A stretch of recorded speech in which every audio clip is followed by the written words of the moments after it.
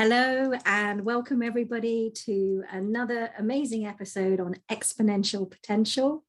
And today we continue our topic of confidence, and we're delving really deep today. We're going beyond and delving deep into our divine feminine power with the incredible, I am so pleased and so honored to introduce you to Tanya Penny.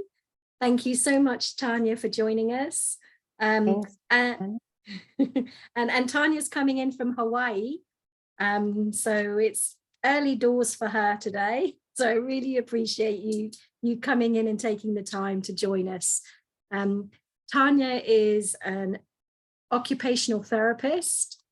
She is an intuitive guide, divine channel and conduit, an author of the really amazing book, Connect with the Divine You, which is a book and journals. Tanya teaches, empowers, and supports you to fully love and express your true self, heal your body and past trauma, and wake up to the soul that you are, using her mind, body, soul methodology. Try and get my lips around that one. For 25 years, Tanya experienced anxiety, depression, pain, and had issues with weight and eating disorders.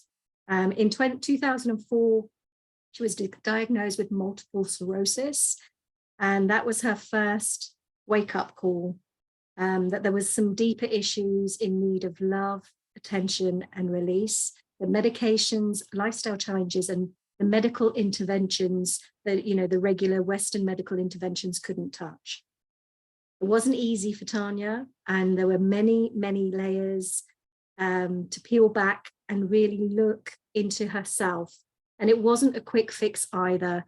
It's taken years, but the good news is Tanya is completely healed, and oh my God, are you glowing? And she believes that there is a place and time for Western medicine, but if you are 100% committed to healing all areas of your life, then it's time to connect to your soul as well.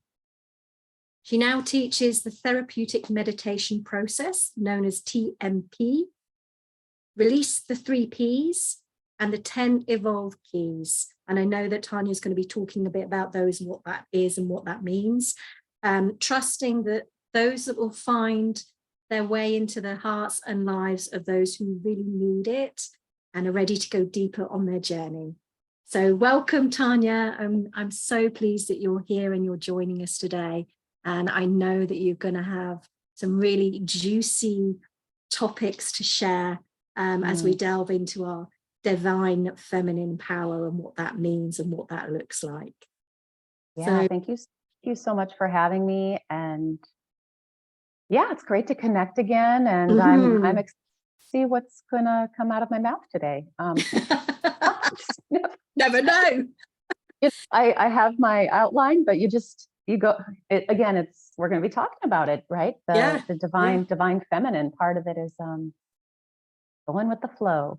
Yes, yeah. So I'd love you to share your story and why you're so passionate about helping others connect with their divine feminine power. Yeah, I could go on for hours about my story, but I'm going to give you the short and sweet, or maybe not so sweet version. So I grew up in a very, I'm going to say chaotic household, and Dad is an alcoholic, and my mom is undiagnosed mental illness. I think it's bipolar, but who knows? But yeah, it just, and they had me at a really young age, and they were 18, and they really didn't like each other, actually. And so, as you can imagine, there was a lot of fighting, a lot of yelling, yeah, just chaos, violence, all of that kind of stuff. And, when we go through, and everyone's going to have their own version, right? We all have our own version of childhood trauma or wounds. I don't think there's anyone on the planet that doesn't have that. But you know, what I see looking back is how it really set me up to be in what I would call that shadow masculine. You know, where we feel like we have to strive and we have to do it all and do it all alone. Like I felt, I'm an only child too. So I felt like, and we lived out in the middle, of nowhere. So I literally felt like I had to survive all by myself. And it felt like it was survival every day, especially in that environment of not knowing what's going to come at you.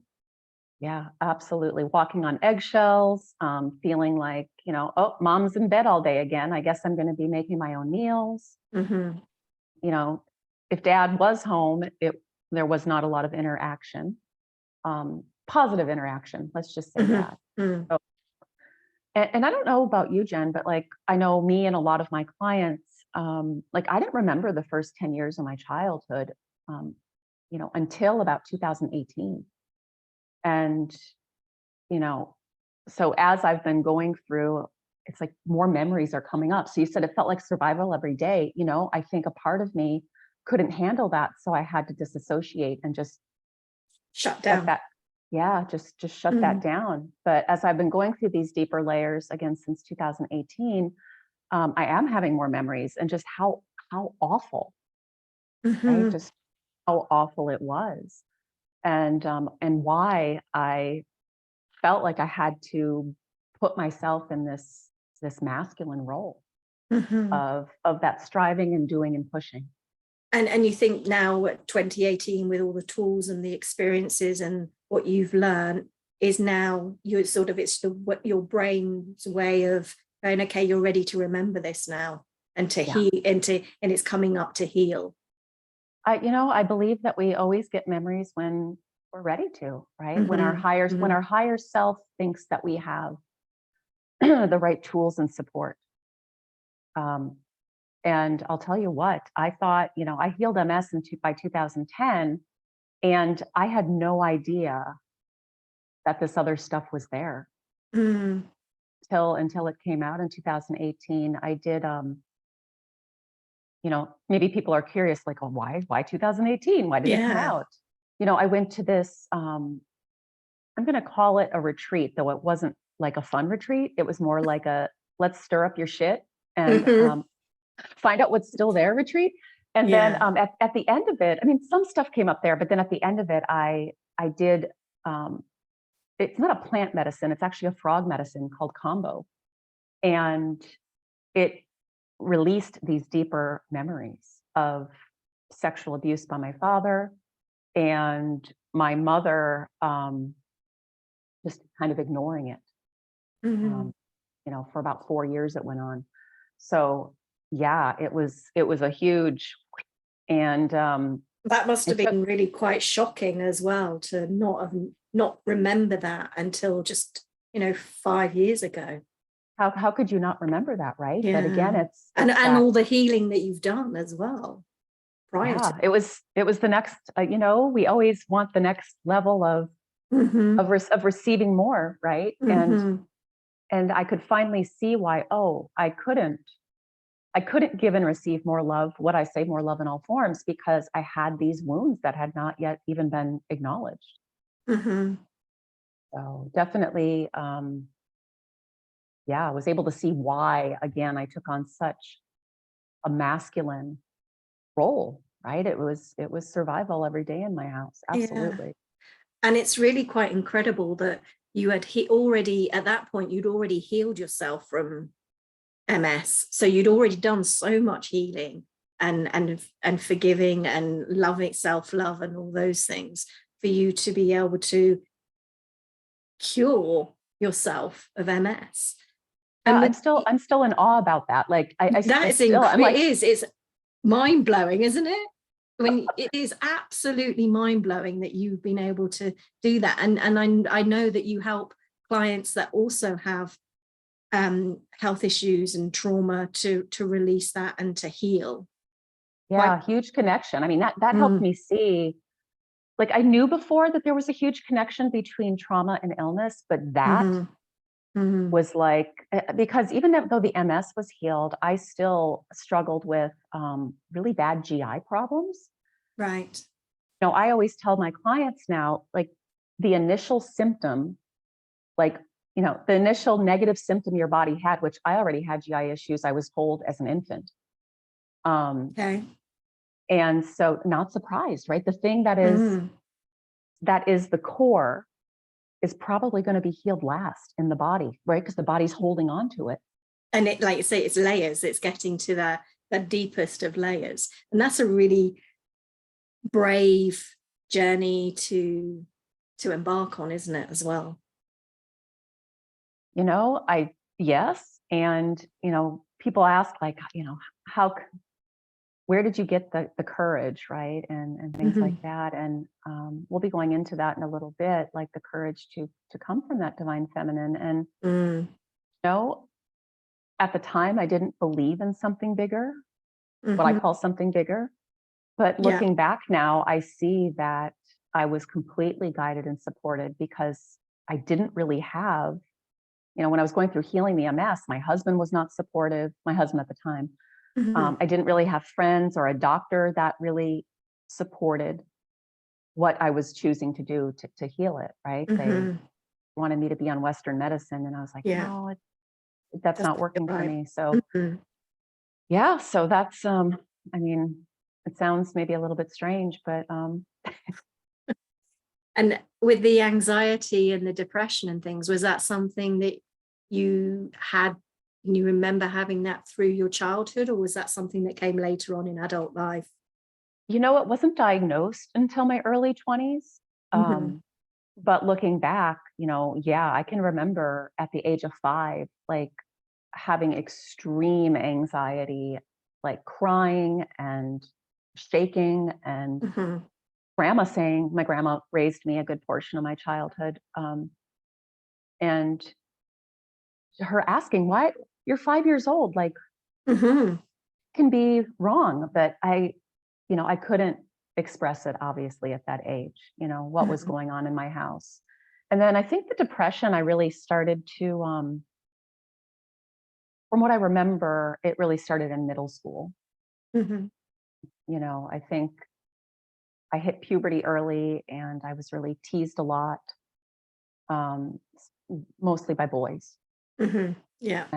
So yeah, so I think, but maybe it was there before then. It's so interesting that you asked that question, because I remember looking back at my school photos, and in first grade, I was smiling and I was like glowing and happy. Second grade, I had no smile. I looked like I was flat and dead.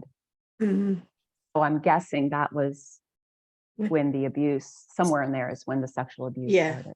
Yeah. Because it was such a weird, bizarre.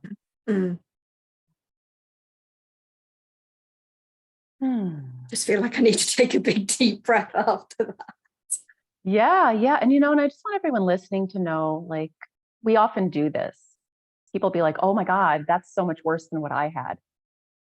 And like, we're not here to compare, you know, we all chose whatever experiences we have on our journey. And, you know, I get a lot of clients that say, yeah, but I didn't have it as bad as you, or it's not about that, right? Yeah.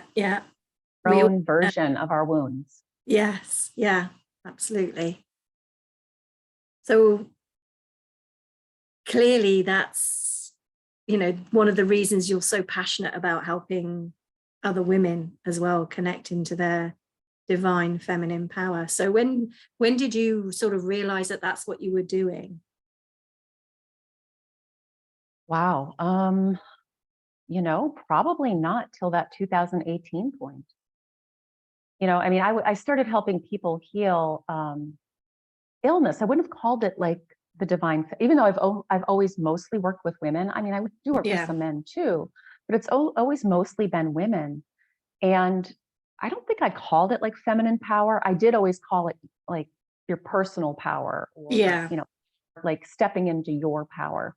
But really seeing that masculine feminine aspect I don't think that really came into my awareness till yeah, probably 2018, 2019. And I had been teaching what I call the 3 Ps, which we'll get into a little bit later, um, which really are, I call them a combination of that shadow masculine, shadow feminine, right? Because there's shadow feminine too. Yeah, yeah, absolutely. You know, would it be okay if I teased that out a little bit for people? Yeah, That what the yeah, yeah, yeah, yeah. absolutely. So Please do. you know, from my perspective at this point, and of course we're always learning and growing, but that well, let me go here. What is that? What does divine feminine look like? And then maybe we'll Yeah. go into there. Yeah, that's what I want to know a bit how you see divine feminine power, or what is, because not everybody, not everybody knows what that is. What does it mean and how does it look? Yeah, what does it mean? What does it look like in your life? So like again, I can only speak from what it looks like in my life. And one of the Mhm. big things is that unconditional love and acceptance of myself, which I've come a long way. I used to really beat myself up a lot Yeah. and had a lot of self-hatred, especially around my body because of the sexual abuse Mhm. that I had, and did not knowing why I had it, right? Because again, Yes. I didn't know till Yeah. 2018, like, why do, I mean, yes, the boys teased me. Yes, I had, well, I shouldn't say just, but yeah, I was date raped when I was 15 as well. So I've had a lot of sexual abuse. So I always figured, even before I knew about my dad, like that's why I had so much body hatred. And So so that, many women, and so were many women experience sexual abuse. yeah, So yeah, many, the hashtag me too, but there's so many more that do, that just keep quiet. And I don't think we realize the impact that it has on everything. absolutely everything in our life. I felt like a piece of shit. Yeah, the I feeling. felt, Yeah. broken. I felt, um, yeah, just all of that stuff. And for those of you that are like, oh, I haven't been sexually abused. Well, here's the deal. Sexual abuse comes in, there's a spectrum, Yeah. right? It can be all at the end of being raped. Hmm. There's touching that's inappropriate. Yeah. There's sexual, like verbally sexual harassment. Yeah. So I believe almost every woman on the planet has had something. I find it very hard to believe that they haven't. Yeah, and maybe you don't remember, right? So that's the other thing Yeah. too. Yeah. Yeah. When it came out about my dad, it was amazing how many of my clients within months had memories.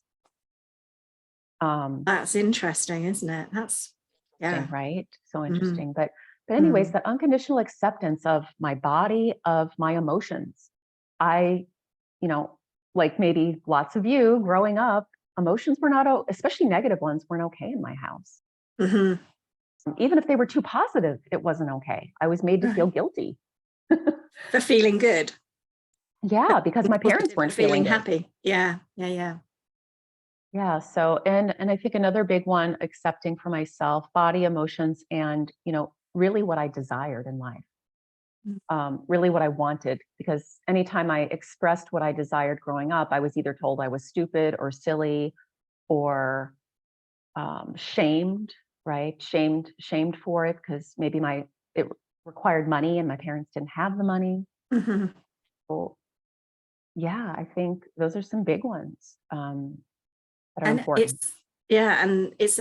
it's to go from feeling, like you said, like shit, like just dog poo on a shoe, to, Yeah, that's such a big growth, to really accepting and giving yourself unconditional love and loving every single part of you, of who you are, no matter what. That's a big, no, it does take time, doesn't it? It does take time to absolutely. to to go into each of those layers and allow that healing to happen. Yeah, and it's still not 100% at this point. Mm-hmm. I just went through another thing the other day where I had thought I had healed the date rape, and I was like working with it with one of my coaches and mentors. She brought it up, and I was like, "Oh no, I'm done with that. Like, I'm good with Mm-hmm. that." And she said something happened. She said something, and I felt it in my body. And then the belief that came up was, you know, I'm a piece of shit. Still, like it's my fault, Mm-hmm. Mm-hmm. and I'm disgusting, And the right? And shame, a lot of shame attached to that as well, isn't there? yeah, yeah. Yeah. So even acceptance of our past wounds, I think that's that, right? Like just because that wound happened to us doesn't mean we're broken or we're a piece of poo. And as we're talking about this, it's bringing stuff up for me, making me feel sick to my stomach, and I'm feeling quite tearful because I also was date raped at 17. Yeah, it's in as and you do a lot of healing, but there's so many layers of it, and it's having grace for yourself and having compassion rather than judging how you feel, and being okay that it's okay to feel these emotions and they need to be released. I think that's the only way. I mentioned earlier that I disassociated, and you know, even though I had worked on the date rape so much before, I think I'm more in my body now. Mm-hmm. I'm less disassociated than I was when, like, years ago. Mm-hmm. And I'm a firm believer, right? That, like you said, you just got sick to your stomach. Like, we have to Mm-hmm. feel it. We have to feel it to release it. Mm-hmm. It's Yeah. not just this mental, intellectual thing that we often think like, oh yeah, I've forgiven, I'm over it. But it's still living in our bodies Yeah. until we can be in our body enough to feel it and release it, which is just being with the emotion a lot of times, right? Just being with it, breathing with it, Yeah. that it's Allowing okay to it. have it. Yes. Yeah. Yeah. Yeah. And a lot of us um, fear our feelings, but our feelings are so important to be able to release them. And a feeling isn't going to, I said, in fact, I was having a conversation with a client today. A feeling isn't actually going to kill you. No, it's so interesting though, but as a child, it feels like it's going to. And It absolutely. and because we don't have the adult support, most of us, to work through it, we've Mhm. stuffed it. Yeah. We've stuffed it. And I'm glad we're talking about this because it brings me kind of to that next piece of our divine feminine, which is being able to, what's the word, make decisions or take action from a place of our divine feminine guidance versus all of those ego beliefs. And our emotions are one of our biggest guidance systems. Yes. And if we've been stuffing those, which I believe everyone on the planet pretty much has to some degree, Mm-hmm. how can we be in touch with that guidance? Yeah. Right? So it's so important that we learn these new healthy tools to be with our emotions. So divine feminine power looks like total unconditional love, And acceptance. acceptance, grace, compassion. It also looks like being in tune with our inner guidance system, which a lot of that is feelings and emotions. Yeah, I mean, I say our bodies, I talk about feelings as physical sensations in the body, and then Mm-hmm. emotions, right? Mm-hmm. Emotions as happy, sad. Nausea would be a physical Mm-hmm. symptom in the body, right? Yeah. And then Yeah. anxiety probably goes with that, or fear, or, Yeah. and that would be the emotion. And those are both two of our biggest guidance systems. Clairsentience, Mm-hmm. um, which, there's four big clairs, and clairsentience is the feeling.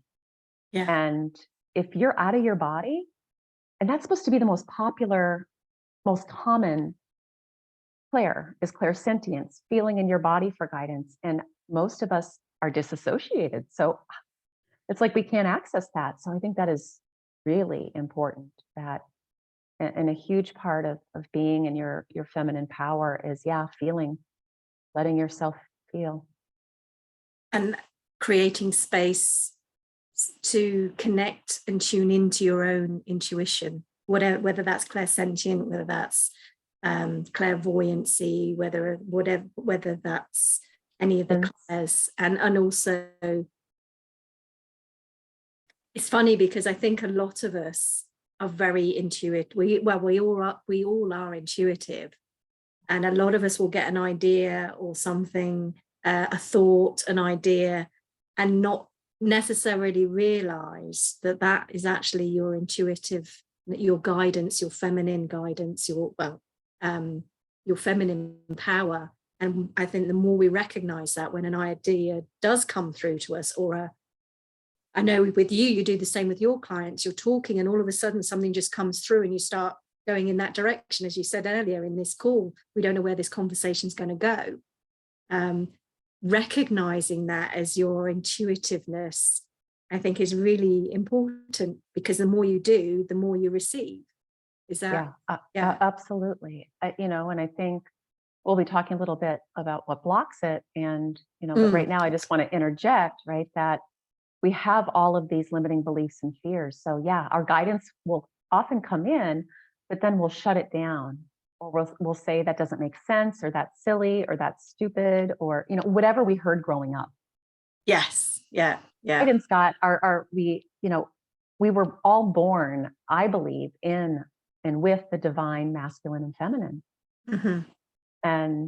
But because of those past wounds and traumas, we've taken on these limiting beliefs and fears that have caused us to either turn it off completely or just turn it down. Right? Yeah. Mine was probably turned off completely, but until the MS came. Mm-hmm. Yeah. So that's, I think that's a huge piece. Another piece of the divine feminine is,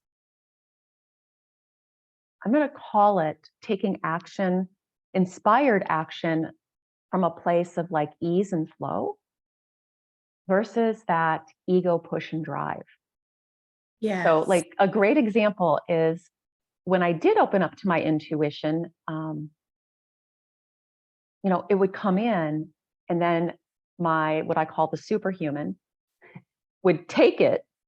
And it was like urgent. It was like strive and push. Like when I first started my business, back in 2008 or 10 or whatever it was like I was, even though I was acting from my guidance, I was doing it in such a shadow masculine, right? That pushing and striving, and which is what I think was one of the biggest pieces of having MS. I just, that's what I call the superhuman, like superwoman or superman. It's like, yes, yeah, hustling and pushing yourself. Past your limits, right? Mm-hmm. Whether it's mentally and or physically. I think a lot of us, again, it's a pattern, that we picked up in childhood to survive. And that's one of the biggest things that needs to shift so we can have more of that ease. So like flow to me equals ease, grace, and joy. Like doing things with ease, grace, and joy. Mm-hmm. Yes. Is that pushing and striving. Yeah. Because it is so much, it's such an easier journey. And when you are in that flow, things just start happening without that pushing, and they just start turning up. Like say, they just start showing up. Yeah, absolutely. And I think that's probably one of the hardest ones for most of the people I work with. And it still can be for me. I can still get a download of a million ideas. Yeah. And then my superhuman steps in and it's like, okay, let's do them all now. Well, there's that sense of urgency, isn't it? It's that excitement and sense of urgency. And it's like, got to get it done. I want it all done now. Yeah. And it's like, and then some people, it's like, oh, a sexy excuse. Yes, but I'm passionate about it. It's like, yes. And are you feeling depleted? Yes. Right? Are you feeling anxious, overwhelmed, or exhausted? Because if you are, then that's not from a place of flow. No. And I still get caught. I still have to work with that. Yeah, me too.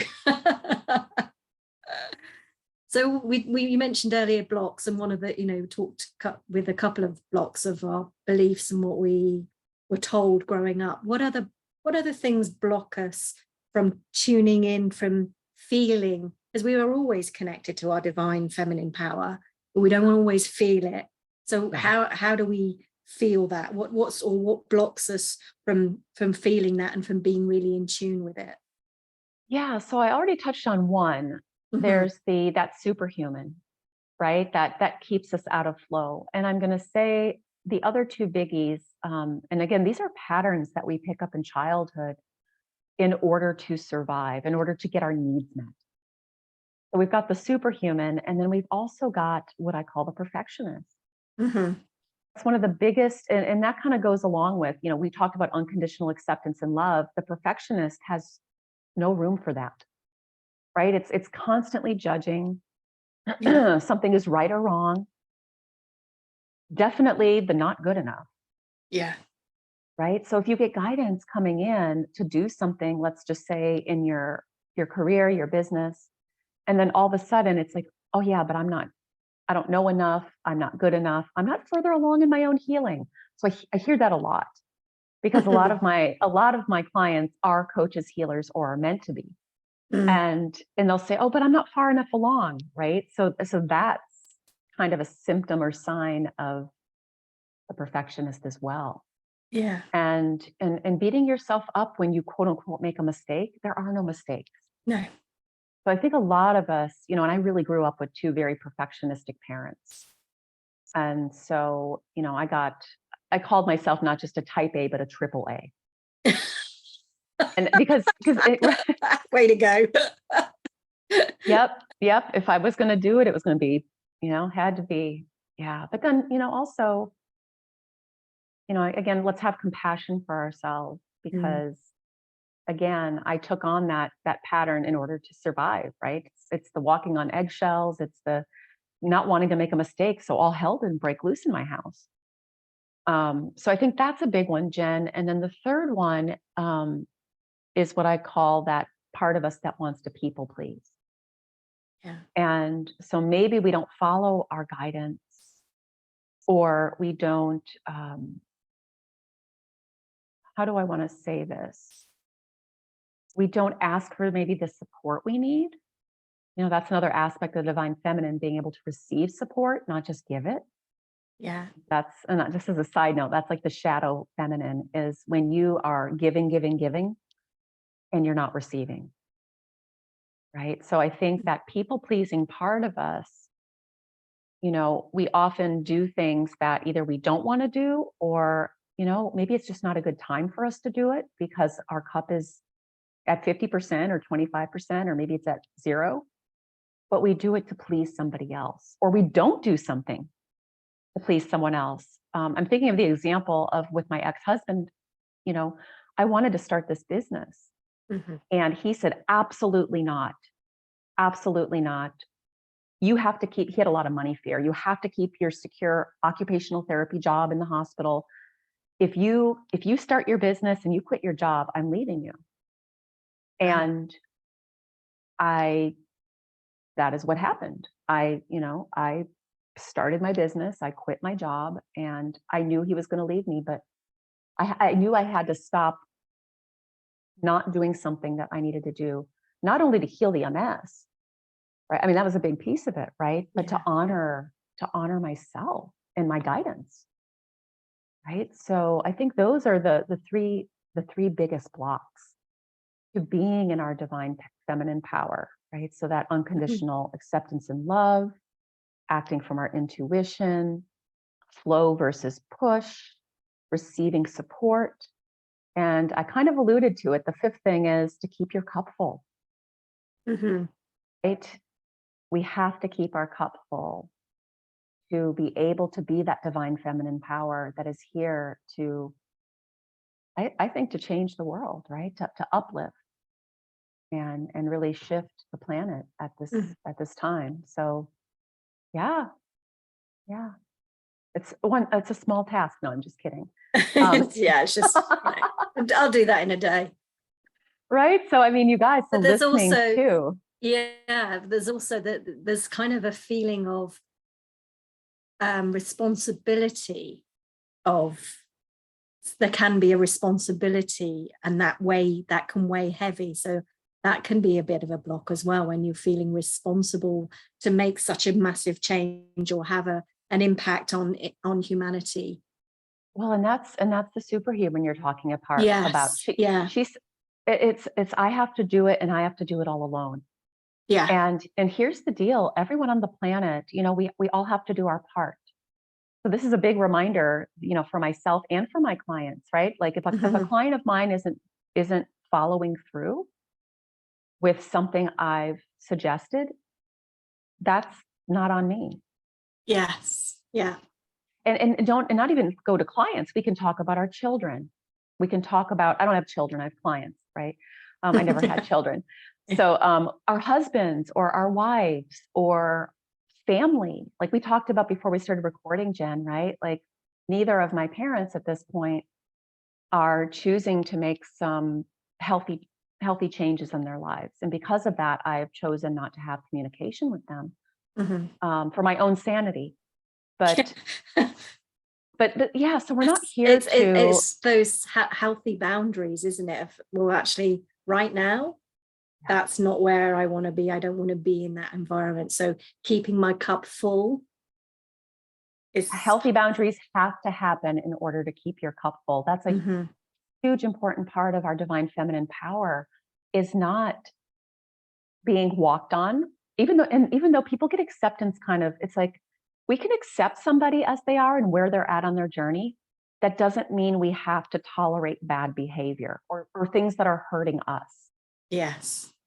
Right. So I think those healthy boundaries, whether it's around your time, whether it's around your energy, my mom has a lot of vampire energy, so I have to be, I've got to protect my energy. And so, I think that's a huge piece, and we could go on for hours. But I know that we don't have hours right now. So what would you say, just a couple of really key things to shift those blocks so that you can be in that flow and tune in? Just give me a 2 or 3.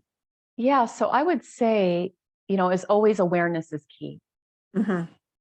Right. So awareness with acceptance. So even looking at right now in your life, which of these, I call them the 3 Ps, right? The perfection, people pleasing, pretending to be superhuman. Which of those, I think we all have all of them.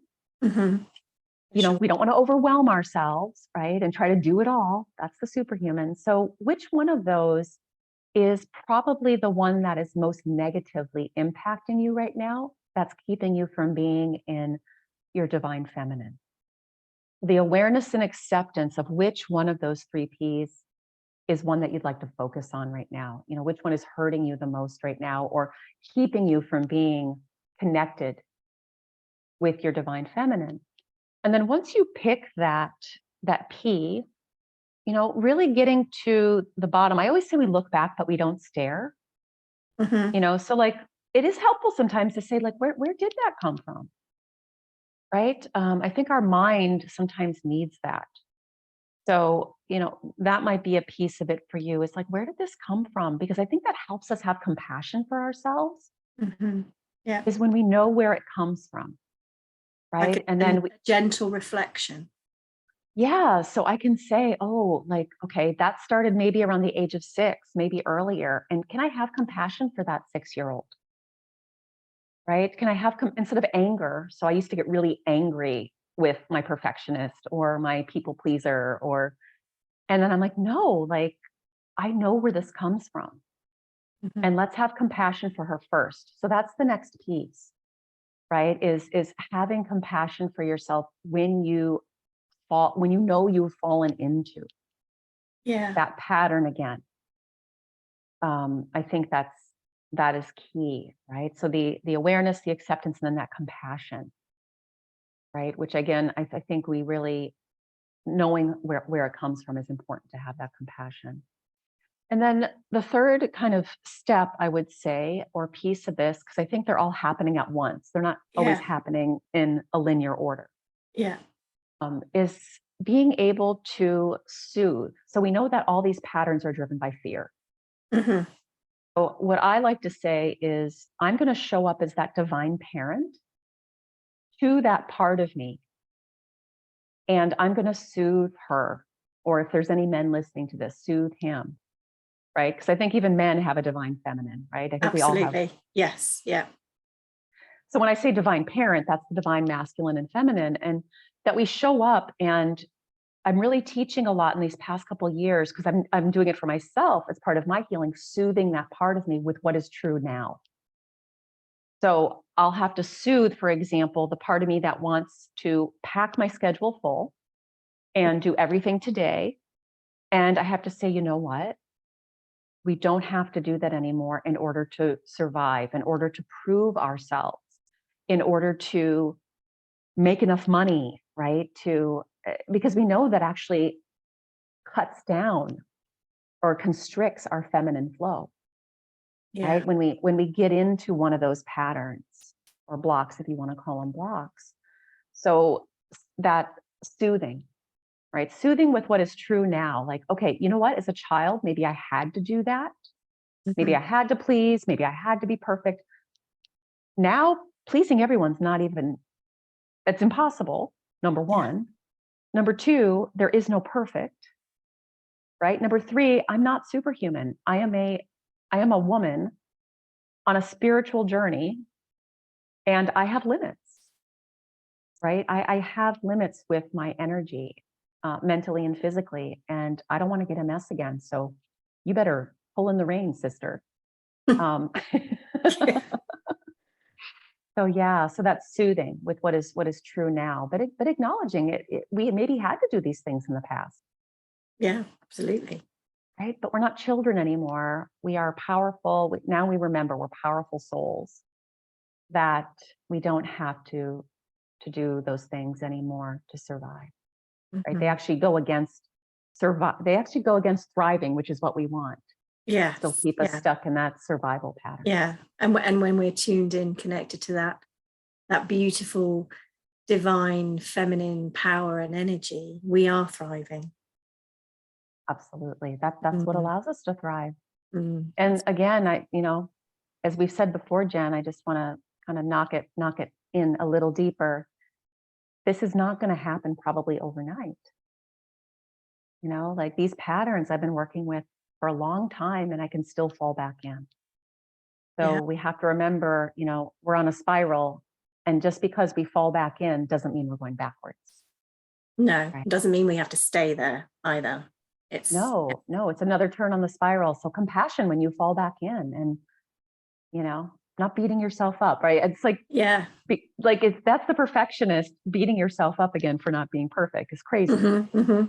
And I love that description of a spiral, because when you think of your journey as a spiral, you don't ever feel like you're going backwards. But if you think about it linear, so it's a nice visual to have, and it's a nice way of looking at how we grow on our journey and how we follow the path. As you say, we're not going backwards. It's another turn on the spiral. Beautiful. There's a lot in there that I needed some reminding. So thank you. That was, definitely want to listen to again. Tell us a little bit about the gift that you have, a truly amazing gift. Release the 3 Ps. Is that correct? Yeah. So tell us a little bit about the gift that you're offering. Yeah. So these 3 Ps we've kind of been talking about today, and something I've been teaching since 2015.